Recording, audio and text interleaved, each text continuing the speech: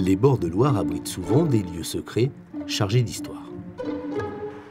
Cette manufacture, à quelques mètres du fleuve Royal, demeure l'un de ces endroits les plus méconnus.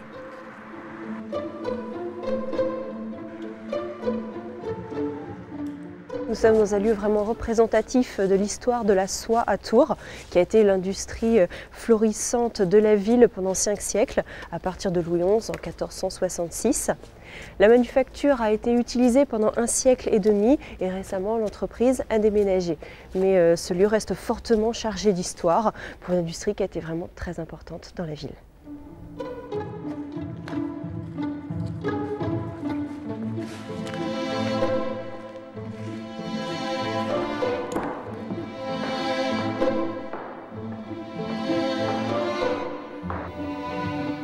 Ici, dans la manufacture, les tisseurs récupéraient la soie, la matière première, grâce à la Loire, qui est située juste à côté. En effet, en Touraine, on ne peut pas produire de verre à soie, puisque le climat n'est pas favorable. La Loire permettait, grâce à 3 ports, d'importer cette matière première qui était absolument nécessaire à la production des tissages. Où sont les dizaines de métiers à tisser de l'époque, stockés dans cet entrepôt, à l'abri des regards? C'est une caverne aux merveilles. Des métiers ont été réunis ici pour vocation historique. Ils pourraient constituer un musée.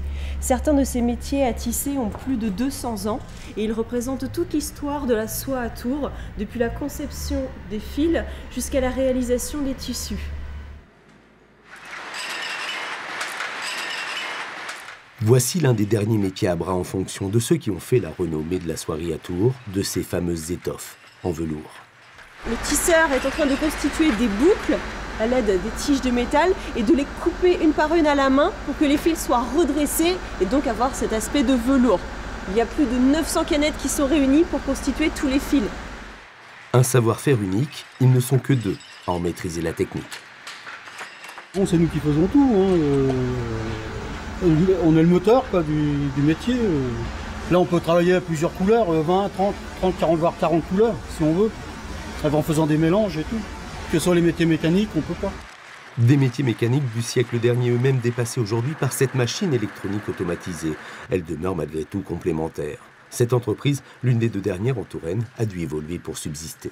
C'est indispensable d'évoluer pour avoir des produits qui se vendent et qui permettent de sauvegarder l'ensemble de la structure et du savoir-faire. Constat identique dans la seconde manufacture de soie. Les riches clients russes, arabes, américains représentent la moitié des ventes. Produire en quantité des tissus en coton pour conserver le marché haut de gamme de la soie reste la seule alternative. Transmettre ce savoir-faire, c'est le cœur de notre existence aujourd'hui en tant que soyeux, parce que sans savoir-faire, on n'existait pas, puisque les soies viennent d'ailleurs, enfin tout vient d'ailleurs, les clients sont ailleurs, tout est ailleurs, sauf le savoir-faire qu'on a développé ici, avec excellence, en Touraine. Un patrimoine artisanal vivant que ces 2 petites sociétés tentent de préserver.